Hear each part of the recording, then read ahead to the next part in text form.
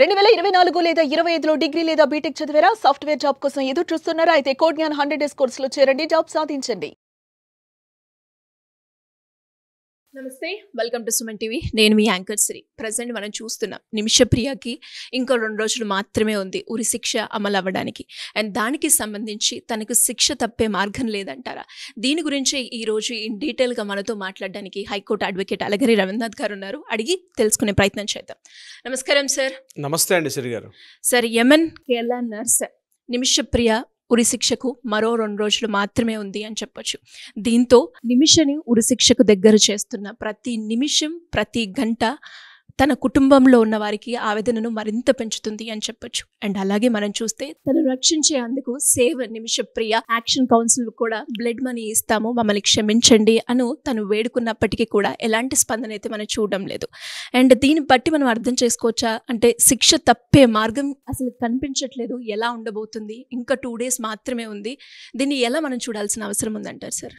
గడిచిన కొద్ది రోజులుగా మన న్యూస్లో చూస్తున్నాం. నిమిషప్రియ కేరళ నర్స్, ఈమెకి మరణదండన విధిస్తూ, అంటే ఆమెకు ఉరిశిక్షను విధిస్తూ యమన్ దేశం తీసుకున్నటువంటి చర్యల్లో భాగంగా యావత్ భారతదేశం మొత్తం కూడా దీనికి సంబంధించి అటు పార్టీలకు అతీతంగా కాంగ్రెస్ పార్టీ, అదేవిధంగా సిపిఎం, ఇప్పుడున్నటువంటి ప్రతి ఒక్క పార్టీలు కూడా భారతదేశ వ్యాప్తంగా ఆ యొక్క ఉరిశిక్ష నిలుపుదల చేయడం కోసం చెప్పి భారతదేశం ప్రయత్నాలు చేస్తుంది. దీనికి సంబంధించి ముఖ్యంగా మెహబూబ్ ముఫ్తీ అని చెప్పి మనకి ఎవరైతే ఉన్నారో కాశ్మీర్, ఆమె ఆధ్వర్యంలో ఒక కమిటీ కూడా ఏర్పాటు చేశారు. ఈ కౌన్సిల్ని ఏర్పాటు చేసుకున్నారు.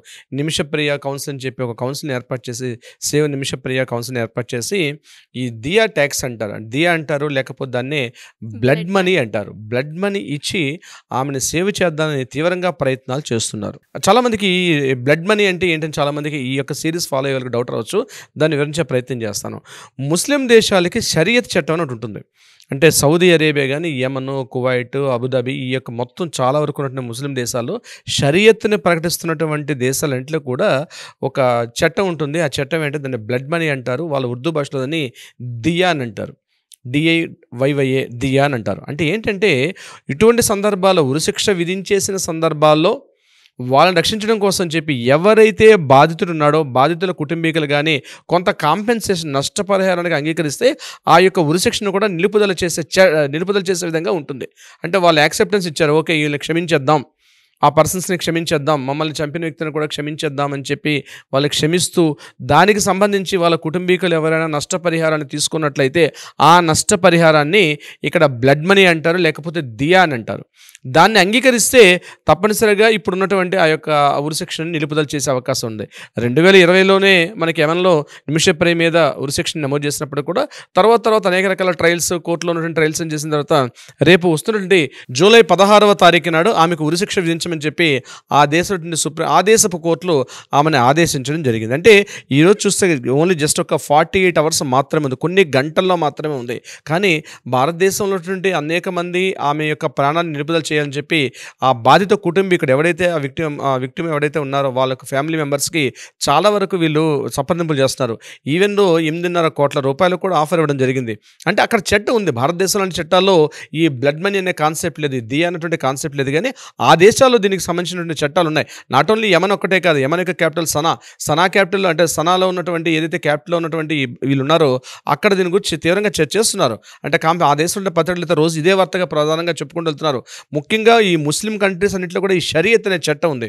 ఈ షరియత్లో ఈ ఆప్షన్ ఉంది. మరి సో భారతదేశం వ్యాప్తంగా ఉన్నటువంటి పార్టీలకు అతీతంగా భారతదేశం, ఈవెన్ మోడీ గారు కూడా ఒక సందర్భంలో మాట్లాడడం జరిగింది.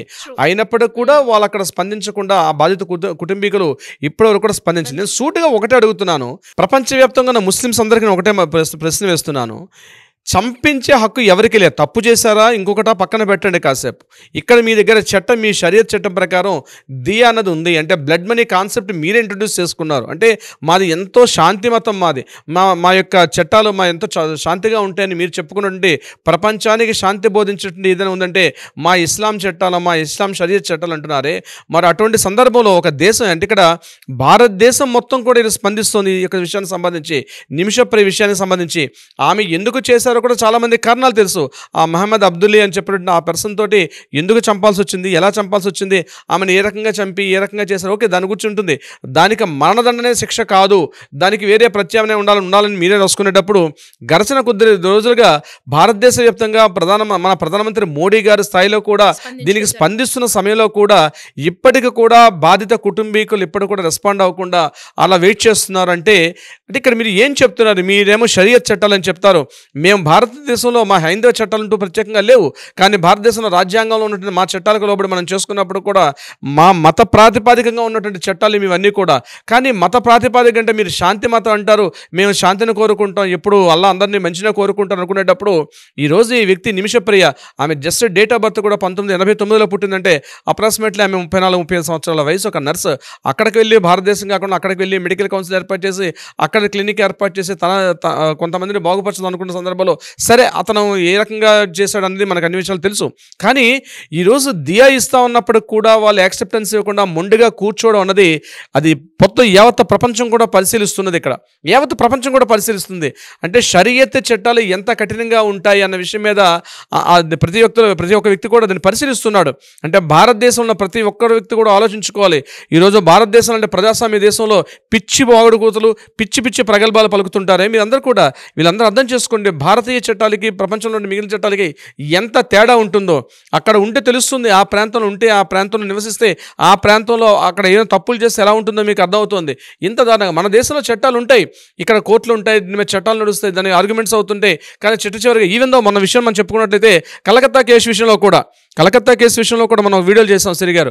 ఆ వీడియోలో కూడా కలకత్తాలో అతను చేశాడని చెప్పి అనేక నిరూపితమైనప్పుడు కూడా అతని తరపున మాట్లాడడానికి కూడా అడ్వకేట్స్ని ప్రమోట్ చేస్తుంది. ఈవెన్ హంతకుడు తరపున కూడా మాట్లాడడానికి వాయిస్ ఇక్కడ అడ్వకేట్స్ని అపాయింట్ చేస్తుంది మన గవర్నమెంట్. అన్ని రకాలుగా చేసినప్పుడు కూడా చివరిగా కోర్టు యావత్ దేశం మొత్తం కూడా ఉరిశిక్ష విధించమని చెప్పి ఎంతో అడిగినప్పుడు కూడా కోర్టులో ఉన్న చట్టాలు ఇతను చేశాడు కరెక్టే, కానీ ఇతను ఉరిశిక్ష ఎందుకు వేయకూడదు, కేవలం యావజ్జీవ కారాగార శిక్ష మాత్రం ఎందుకు వేయాలని చెప్తూ మనం ఆ రోజు మన జడ్జిమెంట్ తీర్పులు కూడా మనం వినడం కూడా జరిగింది, మనం వీడియోలు కూడా చేసుకున్నాం. మరి ఇటువంటి సందర్భాల్లో మరి అదే ఇతర దేశాల్లో ముస్లిం దేశాల్లో ఈరోజు ఒక దేశం మొత్తం అడుగుతుంది కదా ఒక వ్యక్తి కోసం. అంటే ఒక వ్యక్తి మానవతా విలువలు, ఒక హ్యుమానిటీ వాల్యూస్ అని చెప్పి మానవతా విలువలకి ఇతరత్రా ఉన్నటువంటి షరియత్ చట్టాలకి మధ్య ఇప్పుడు ఒక ఫైటింగ్ నడుస్తున్నట్టుగా నేను చెప్తాను మీకు. నేను 100% మాట్లాడుకోవాల్సిందే. ఎందుకంటే ఒక దేశవ్యాప్తంగా ఉన్నటువంటి ప్రజలందరూ కూడా కులాలకు వ్యతిరేకంగా, మతాలకు వ్యతిరేకంగా, మన దేశంలో ఉన్నటువంటి ప్రతి ఒక్క వ్యక్తి, ముఖ్యంగా పార్టీలకు అతీతంగా కాంగ్రెస్ పార్టీ, సిపిఎం అన్ని పార్టీలు కలిసి ఈరోజు సార్ ఇలా చేస్తే బాగుంటుంది, ఈ యొక్క నిమిషప్రిని ఎలాగైనా సేవ్ చేయాలనే ఉద్దేశంతో ఒక కౌన్సిల్ ఏర్పాటు చేసుకున్నారు, ఫండ్ రైజ్ చేశారు.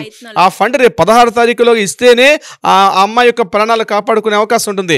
16 తారీఖులోగా వాళ్ళు యాక్సెప్టెన్స్ ఇవ్వకపోతే, ఎవరైతే బాధిత కుటుంబీకుడు ఉన్నాడో, ఎవరైతే మహమ్మద్ అబ్దుల్ అని చెప్పి ఎవరు చనిపోయాడో వాళ్ళు కానీ యాక్సెప్టెన్స్ ఇవ్వకపోతే తప్పనిసరిగా ఆమెకు ఉరిశిక్ష తీస్తారు అక్కడ. ఇక నో డౌట్ ఎట్ ఆల్. ఆ రోజు 16 తారీఖు మళ్ళీ 17 తారీఖు ఆమె ఉదయాన్ని కూడా చూడలేని పరిస్థితి వస్తుంది. అత్యంత దారుణమైన పరిస్థితి. చేసింది కరెక్టే, తను చేసేందుకు ప్రాణానికి ప్రాణం ఏమంటే కత్తికి కత్తి అన్నట్టుగా ఇప్పుడు ప్రాణం తీశారు కాబట్టి ప్రాణానికి ప్రాణం తీయాలన్నటువంటి ఏదైతే ఈ షరియత్ చట్టాలు ఉన్నాయో మారాల్సిన పరిస్థితి కూడా ఉంటుంది దేశంలో. అంటే మారుతున్న ప్రజాస్వామ్య దేశం, మనం భారతదేశాన్ని చూసైనా నేర్చుకోవాల్సింది. అందుకనే విశ్వగురుస్థానంలో ఉన్నటువంటి భారతదేశాన్ని చూసైనా నేర్చుకోవాల్సిన పరిస్థితి వస్తుంది. ఈరోజు భారతదేశంలో ఇన్ని రాష్ట్రాలు, ఇన్ని రకరకాల కులాలు, రకరకాల వర్గాలు, రకరకాల మతాలు, ఇన్ని రకాలు ఉన్నప్పుడు కూడా ఒక ఏకీకృత కొన్ని సంఘటనకు వచ్చేటప్పటికీ అందరం కూడా మద్దతు తెలుపుతున్నారు. నిమిషప్రియ చేసింది తప్పే కావచ్చు, కానీ ఆవిడకి ఉరిశిక్ష విధించడం కరెక్ట్ కాదు, యమన్ లాంటి దేశంలో ఉరిశిక్ష విధించడం కాదని చెప్పి. అంటే ఇక్కడ నేనే కోణంలో చూస్తున్నానంటే షరియత్ చట్టాలు భారతదేశ చట్టాలకి నేను యాజ్ బీయింగ్ అడ్వకేట్గా మాట్లాడుకుంటే అక్కడ కొన్ని సందర్భాల్లో మన వాళ్ళు ఆవేశపడతారు. ఏదైనా గట్టిగా గొడవైతే సార్ కన్నుకు కన్ను చేయికి చేయి తీసేయాలి, ఇటువంటి చట్టాలు అమల్లో రావడం ఈజీయే, కానీ వచ్చిన తర్వాత దానికి రిజల్ట్ వచ్చేసరికి ఎవరో ఇబ్బంది పడరు, మనమే ఇబ్బంది పడతాం. షరియత్ చట్టాలకి భారతీయ చట్టాలకి అంత తేడా ఉంటుంది. ఈరోజు 8.5 కోట్ల రూపాయలు ఆఫర్ ఇస్తున్నప్పుడు కూడా వాళ్ళు ఇంకా బాధిత కుటుంబీకులు యాక్సెప్టెన్స్ ఇవ్వకుండా ఈ లాస్ట్ మినిట్ 16 తారీఖు అంటే ఇంకొక 45 గంటల్లో ఉరిశిక్షకి సిద్ధపడిపోతున్నటువంటి ఆ అమ్మాయి ఎవరైతే నిమిషప్రియ ఉన్నారో ఆమె జీవితం అన్నది డోలయామని స్థితి ఊగుతోంది. అటో ఇటువైపు అంటే ప్రాణం తీస్తారా, లేకపోతే ఆ బాధిత కుటుంబీకులు భిక్ష పెడతారంది, ప్రాణభిక్ష పెడతారంది. ఎక్కడ ఎలా ఉండాలంటే మన భారతదేశంలో ఇటువంటి ఉరిశిక్ష చేయాలంటే ఒక భారతదేశంలో ఉరిశిక్ష లాంటి ఒక కంపోజ్ చేసింది పొరపాటు అంటే ఆ ఉరిశిక్షని ఫైనల్గా వెళ్ళడానికి ఉరిశిక్ష అమలు అవుతుంది. సుప్రీంకోర్టు జడ్జిగా దాన్ని ఉరిశిక్షగా చేస్తే మరలా అక్కడి నుంచి రాష్ట్రపతి గారికి నివేదిస్తారు. రాష్ట్రపతి చేతిలో ఉంటుంది. క్షమాభిక్ష పెట్టాలా, కంటిన్యూ చేయాలని చెప్పి. ఎంతో దారుణమైనటువంటి కృత్యాలు చేస్తే కానీ మన భారతదేశంలో ఉరిశిక్షలు తీసే సందర్భాలు చాలా తక్కువ. ఉరిశిక్ష క్షమాభిక్ష కూడా ఒకవేళ మళ్ళీ రివిజన్ చేసుకోమని చెప్పి రాష్ట్రపతి స్థాయిలో ఉన్న వ్యక్తి కూడా మళ్ళీ వెనక్కి పంపిస్తారు. రాష్ట్రపతి క్షమాభిక్ష పెట్టే అధికారం కూడా ఉంటుంది. కానీ ఆ దౌర్భాగ్యపు దేశాల పరిస్థితి అంటే తెలియదు. కానీ యెమెన్ లాంటి దేశంలో ఎవరైతే బాధిత కుటుంబీకుడు ఉన్నా ఆ కుటుంబీకుడు క్షమాభిక్ష మీద వీళ్ళ జీవితాలు ఆధారపడి ఉన్న సందర్భంలో ఉన్నాయి. ఇదే సందర్భంలో ఒకసారి మనం గుర్తుపెట్టుకోవాలి, సోనియా గాంధీ లాంటి వ్యక్తిని మనం గుర్తుపెట్టుకోవాలి.